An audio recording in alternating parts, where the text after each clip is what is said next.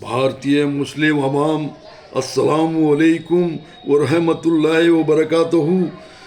बात सलाम के मेरी गुजारिश है आप लोगों से, तमाम भारतीय मुस्लिम अवाम से और नौजवान दोस्तों से।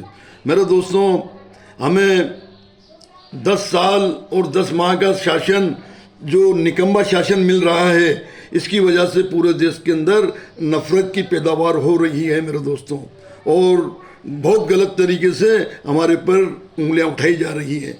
हमारे नौजवान भाइयों के साथ में गलत सलूक किया जा रहा है, ज़बरदस्ती श्री राम बुलवाने के लिए मजबूर किया जा रहा है, उनके साथ मारपीट की जा रही है। तो मेरे दोस्तों, आज पढ़ाई लिखाई तालीम पर सबका ध्यान है और होना भी चाहिए, मगर उसके साथ साथ उन पढ़े लिखे नौजवान जो हाई पाई पढ़ाई कर लेते हैं, वो नौकरी हासिल कर लेते हैं, तो फिर वो आगे जाकर वो अपनी वीआईपी सोसाइटी बना लेते हैं और वो वहाँ तक ही सीमित हो जाते हैं मेरे दोस्तों। तो पढ़ा लिखा नौजवान जो वहाँ तक ही सीमित नहीं रहकर और कौम से जुड़कर चले, ज़मीन से जुड़कर चले, तो वही बंदा जुड़कर चलेगा जिसने घर की अच्छी तहजीब हासिल की है, जो बड़ों से जनरल नॉलेज हासिल की है, वही बंदा जमीन से जुड़कर चलेगा, कौम से जुड़कर चलेगा, समाज की भलाई करेगा।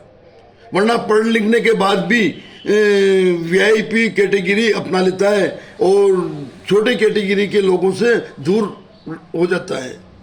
तो ये दूरी ख़त्म करना, पढ़ाई लिखाई का उसका फ़ायदा उठाना, तो इसके लिए हमें सबको संगठित होना पड़ेगा। और जब हम संगठित होकर चलेंगे, छोटे छोटे कबीलों से, छोटे छोटी बिरादर भाइयों से, सबसे संगठित होकर चलेंगे पूरे देश के अंदर, तो हम कामयाब रहेंगे। हम हमारे लिए अच्छाई पैदा करेंगे, बुराई को मिटाने का काम करेंगे। और जो आज जिस तरीके से हमारे साथ में जो जुल्म हो रहा है, अन्याय हो रहा है, उसका डटकर मुकाबला करने का काम करेंगे। वरना आपने देखा है इन 10 साल के शासन में यूपी उत्तर प्रदेश के अंदर जो कफील खान जो डॉक्टर था, वो हज़ारों लाखों बच्चों का इलाज करने के बावजूद उसे नाजायज़ तरीके से जेल में डाल दिया गया था।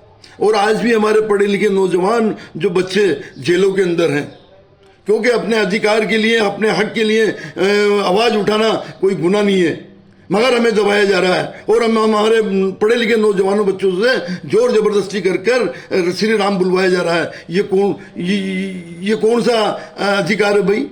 अरे हम भारतीय संविधान को मानते हैं, भारतीय संविधान है, देश संविधान से चलता है। तुम किसी अन्य मजहब के ऊपर किसी जोर जबरदस्ती से कोई वजह थोप नहीं सकते।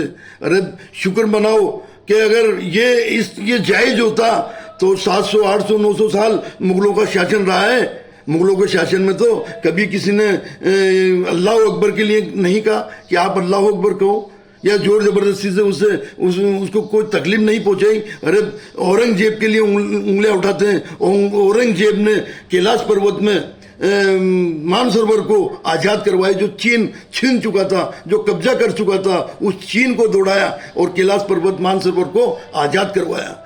औरंगजेब जो अपना खुद का सेनापति था, अपना कौम का था, मुसलमान था, मगर वो बदनीयती था। उसने एक ब्राह्मण की लड़की, शकुंतला नाम की लड़की के ऊपर जो बदनीयती अपनाई, तो औरंगजेब ने उस सेनापति को, जो मुस्लिम सेनापति था, उसको हाथियों से उसके टुकड़े करवा दिए।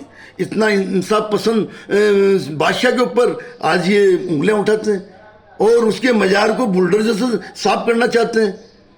तो मेरे दोस्तों, ये शैतानी हुकूमत हमारे सामने आ रही है। 10 साल से हम जेल तैयार हैं, तो अब तो कम से कम पढ़ाई लिखाई तालीम के साथ साथ संगठित होने की बात करो मेरे दोस्तों। और संगठित हो जाओगे तो कामयाब रहोगे इंशाल्लाह। हर बुराई को मिटाओगे, हर बुराई का सामना कर लोगे।